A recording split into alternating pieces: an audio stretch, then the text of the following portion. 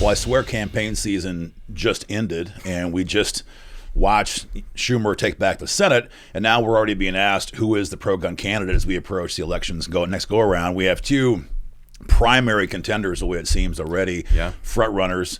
Obviously President Trump, obviously Ron DeSantis.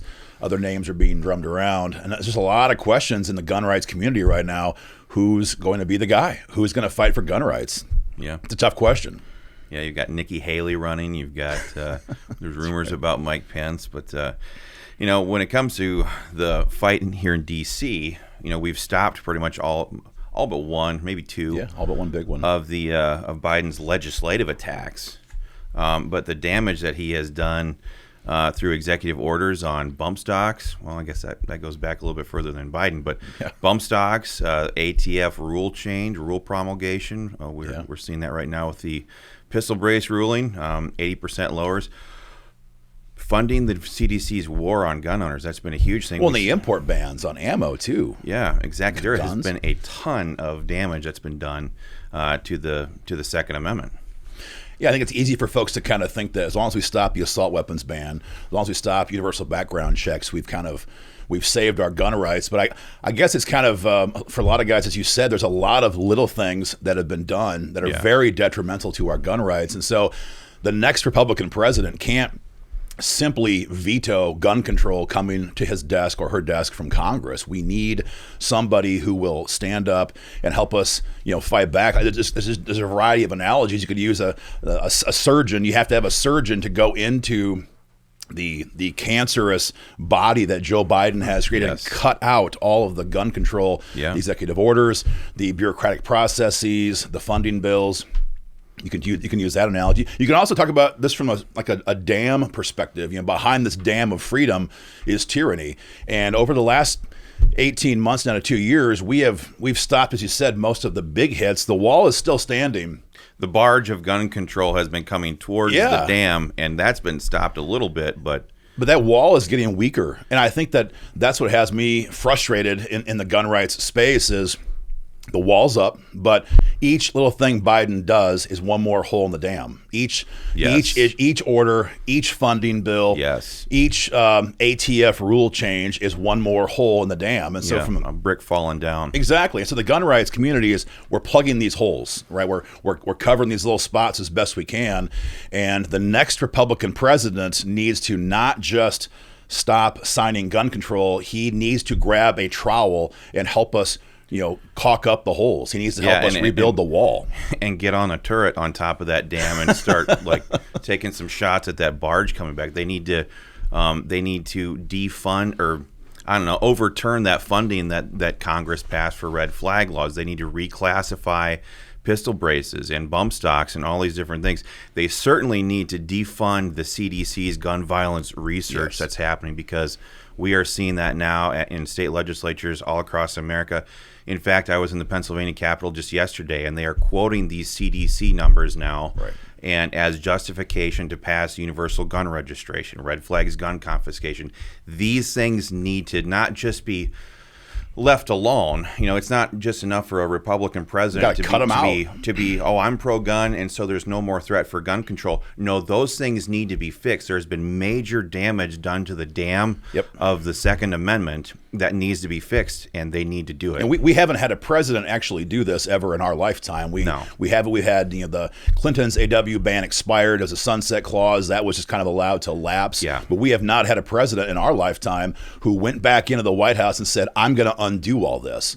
And we keep taking these hits, and there's small hits here, big hits there. Last year's red flag funding bill, as you mentioned, that was a brick out of the dam. Oh, yeah. That was not a hole. That was a brick. That's one of those instances where you see the water is starting to shoot out the other side of the dam, and you're getting very concerned that the whole thing is going to go. Yeah, so we need that next president to come back and, to use my analogy, grab the trowel and help us, rebuild the dam and patch the holes and solidify, the last defense against tyranny. And essentially do what a lot of these Republican governors have been doing in states across America. The state legislatures, I shouldn't say the governors actually, it's been starting. The work for gun rights has been being done by state legislatures all across America. Nothing to do with Congress, nothing to do with the presidency. So you're absolutely right. So the big question, obviously, then is, well, it's a GOP primary. Everybody's pro-gun. Everybody's pro-gun. And we see this every day in state capitals, and we're seeing it, of course, in the last presidential cycle. On the GOP side, everybody is pro-gun. And this kind of gets to the heart and soul of the podcast is you have these two front runners. We've got Governor DeSantis. You've got President Trump, or President Trump, Governor DeSantis, depends on how you want to talk about it. Who is going to be the guy who is actually going to do what we talked about? Who's going to go back in that White House and help us undo all the damage? And I'm just going to kind of put my thoughts out when it comes to President Trump. Yeah. Because he's, of course, he's certainly a front runner, maybe the front runner right now. It was tough to watch that video from President Trump in the White House. That video is infamous.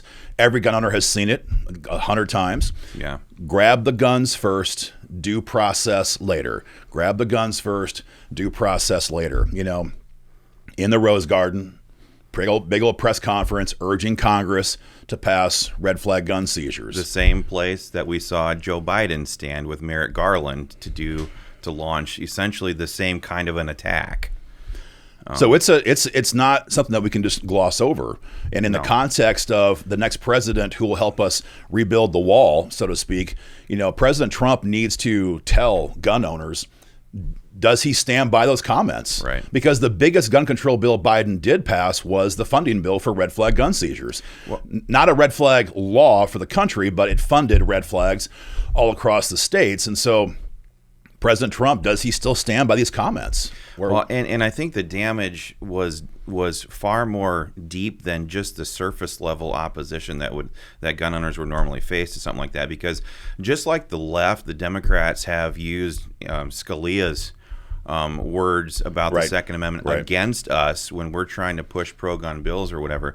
We have seen time and time again where they are using President Trump's words about red flags, gun confiscation laws against us as justification why they should do it in these states. Yep. And that is tremendously damaging to our Second Amendment rights when we're trying to do this stuff at the state level. But now we're right back to who's going to fight for us in the White House. Right. So I think President Trump has two questions to answer. Number one, do you stand by those comments? And then number two, if you do not stand by those comments, will you promise gun owners that you will in fact go the opposite direction and use your power as the next president to undo the red flag bill from last year? He can't just say, I don't back red flags anymore. He needs to tell us, will you help us undo the damage? Yeah. It's so much damage has been done, like you said, with that dam analogy. We cannot afford another 4-year Republican presidency where nothing gets done on the Second Amendment. Quite literally during those 4 years of Trump's first presidency, the first 2 years were a total Republican Congress and White House, and nothing got done. Worse. Well, we saw the bump stock ban, and that kind of was the sounding shot off to the races when the Democrat left, and they haven't stopped since. Well, it made it impossible for Republicans in Congress when Joe Biden then took up the same executive order pen and began to reclassify 80% lowers, reclassify pistol braces. When the gun community stood up and said, you can't do that. You're bypassing Congress. You're using tyrannical actions to make millions of gun owners criminals. All the left did is said, well, President Trump did that just a year and a half ago when it comes to bump stocks. So shut your mouth. Yeah. Yep. It has to be aggressively gone back on and pursued back in the other direction. Well, those are the questions for President Trump, and we hope to ask him those questions and give him a candidate survey and let him put his views in writing, and we'll discuss that later on. But the other front runner, of course, is Governor DeSantis, and everyone loves Governor DeSantis, no question about it. But for Floridians, they know that what was once called the gunshine state back in the 90s with Stand Your Ground law, one of the first shall issue states. When we were in college, it was the gunshine state. Yeah, it was the gold standard for the Second Amendment. But Florida's lost that shine. And for a lot of gun owners in Florida, they know this, of course, firsthand. But for those who are not there, they might not know that Florida doesn't have good gun laws. No. Quite the contrary. And I think it's important for people to remember, if you're watching this video later on, that we are exclusively focused here on the issue of the Second Amendment and gun rights.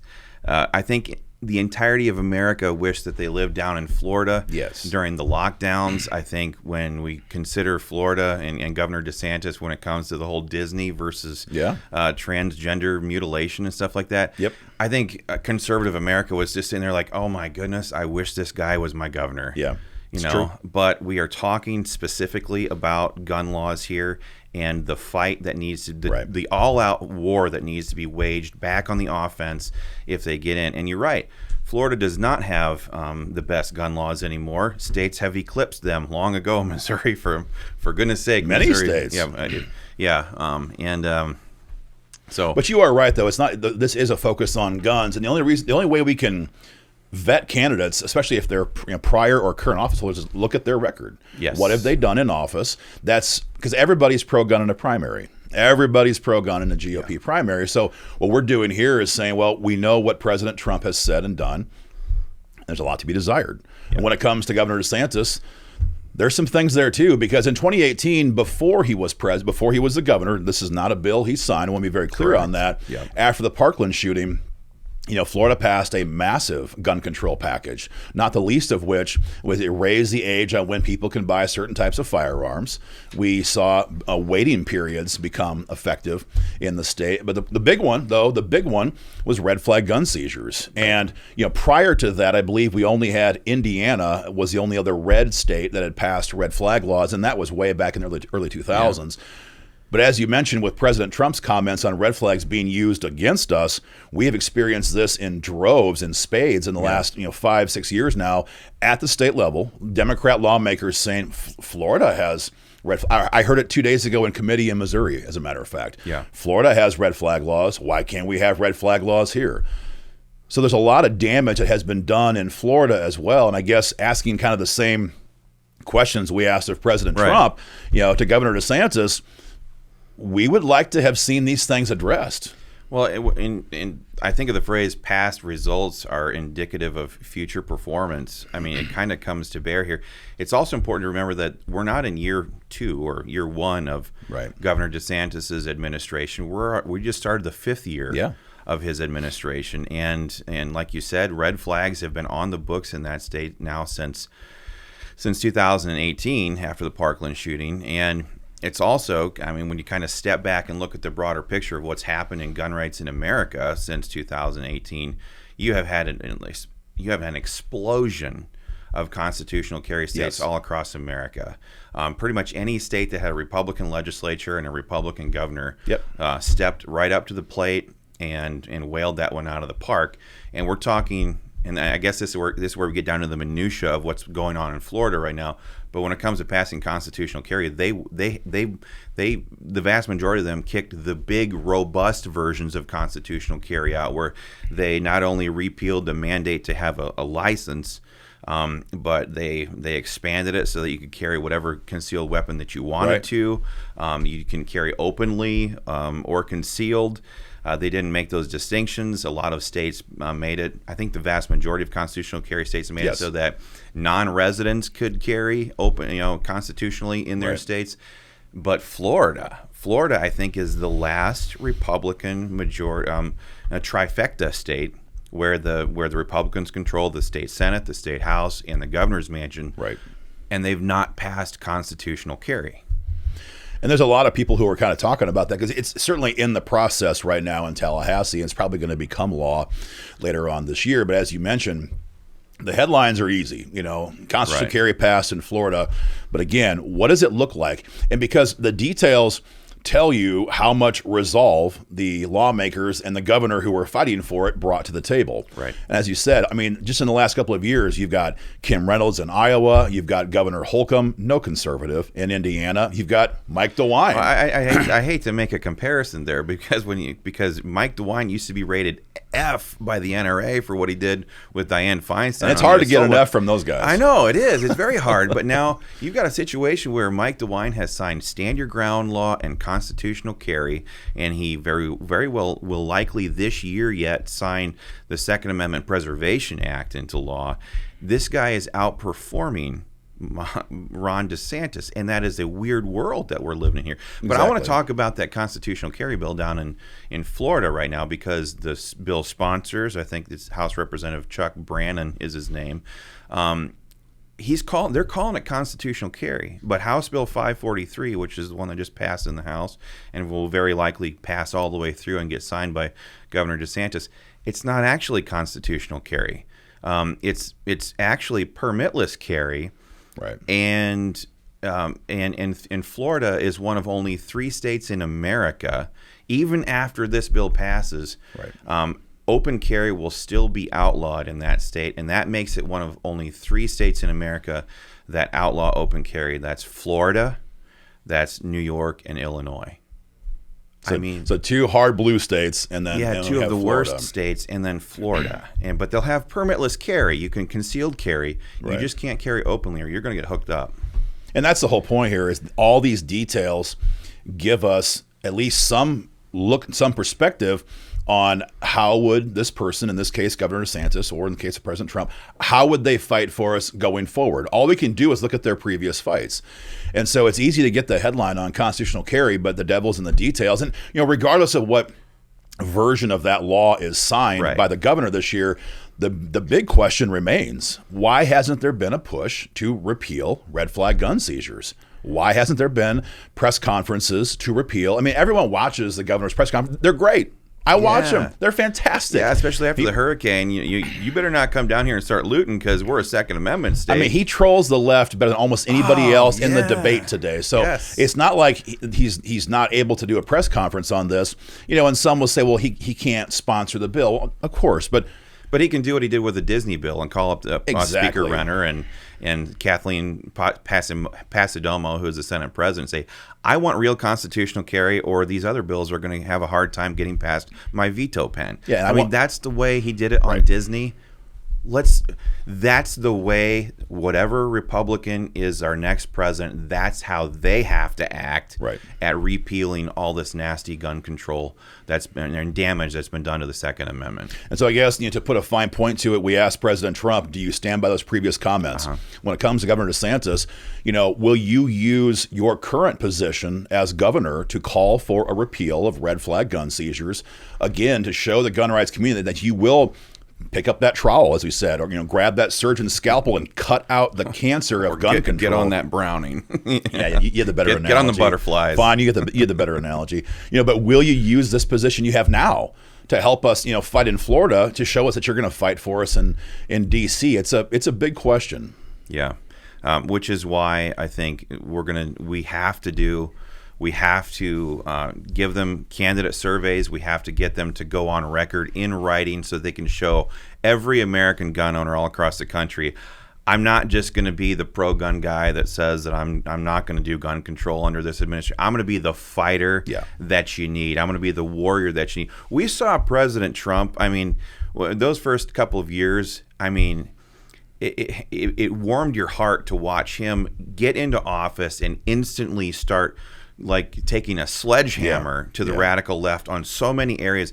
We need that person to be doing the same thing on gun rights if we get a Republican in there again. I think it's key, as you mentioned, the goal here is, we're not, dunking on either Governor DeSantis or President Trump. It's just that we're in desperate times. As I mentioned when we began this podcast, we've lost ground. Yeah. We've lost a lot of ground. The cultural conditioning taking place right now against gun owners in our schools, all the way up to Congress, everywhere in between, is going to produce terrible results. The CDC programs are funding that. The executive orders that are bypassing Congress is what...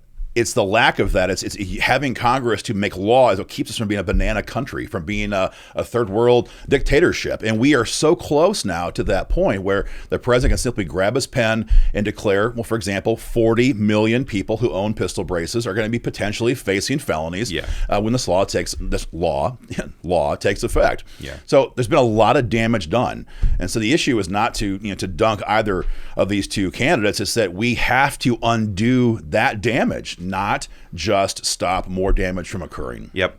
The DOJ, the ATF, it's all under the executive branch of government. On day one, the Republican president, whoever that is, Trump, DeSantis, somebody else. I mean, we've seen weird things Perish happen. the thought. Perish the thought.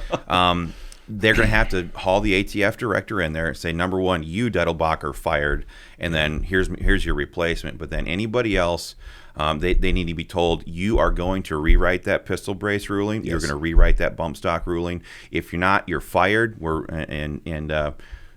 get rid of all of you unless you do that. And those are the drastic steps that need to be taken going forward here. And the thing is that it might seem drastic to some, but this is everyday business for the radical left. Yes. I mean, they hit the ground running on day one, long before day one. They had all these plans on paper. They had all of them ready to go. And so on day one, they grab, demented tyrant Biden. They hobble him into a desk somewhere. And they pull away his ice cream cone. They give him a stack of paper. Yeah, they say, sign this, sign this, sign this, Yep. sign this. And that's all it took. Yep. So the next president needs to do the exact same thing. Yes. Sign this, sign this, sign this. And if we don't have that, we're going to have a really difficult time rebuilding the damage that we've incurred over the last couple of years. And so we're conservatives, and we believe that competition is a good thing. And so I'd say that the one, like a bright spot here for gun owners looking forward is that this is a Republican primary. Yeah. These two are going to be going head to head. Neither one of them are going to be short on name ID or media availability and stuff like that. What we're going to do then is we're going to leverage all of these state level gun rights organizations. These people all need to go through all these Republican primary states. Yes, it doesn't matter if we're talking about Minnesota, which historically goes to the Democrats during the general election. In the primary here is when Republican gun owners, when conservative gun owners across the country need to absolutely winnow the field. And that's where the power of all these different gun rights organizations in all these different important states across America and this candidate survey program are going to play a huge, huge role in determining who the next president is going to be.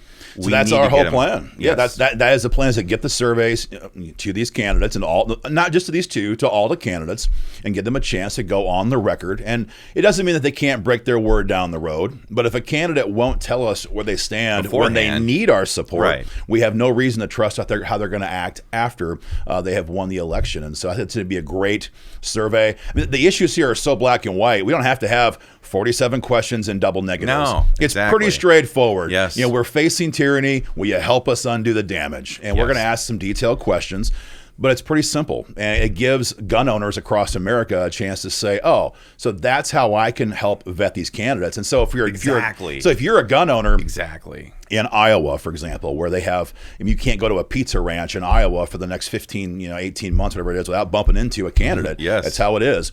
If you're a gun owner in Ohio, even, that's more of the general election dynamic, perhaps, but not necessarily. It's all primary states. Every single one of them. They need to be campaigning. Yeah, and so when you're at the events and you're seeing Governor DeSantis, you're seeing President Trump, we're going to give gun owners the chance to print off the survey, and we will empower gun owners to themselves go before these candidates when they're at these very intimate gatherings in many cases and say, will you sign this? Yeah. Will you help us?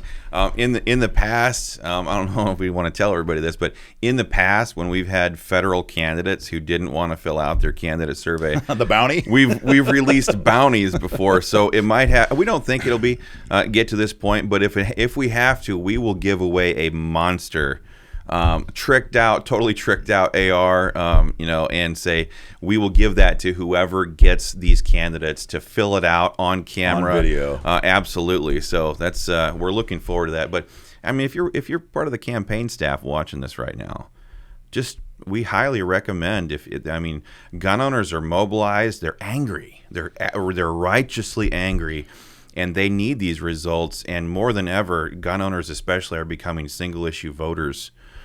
So if your campaign staff or you're a candidate watching this right now, better sign that survey. And the generational shift is well underway in the gun rights community as well. Yeah. There was a time when you could just simply say I'm pro-gun and you'd have everybody's support. There was a time when a double-barreled side-by-side gold inlaid Beretta shotgun was considered like this is what the gun community is all about.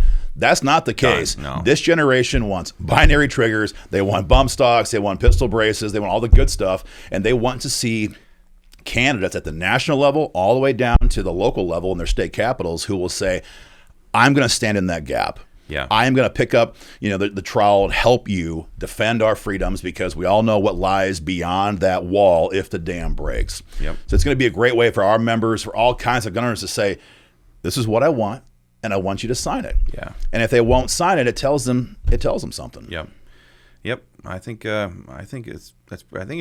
path forward here is very clear. And like you said, the generational gap is upon us. People want those things now that you just detailed, those bump stocks, these pistol braces, and forced reset triggers now, because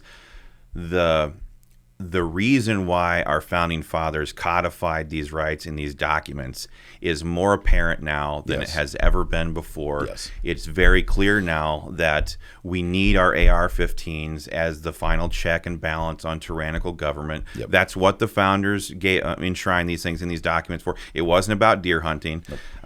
And we need these rights, and we need them protected now. So let's do it. Yep.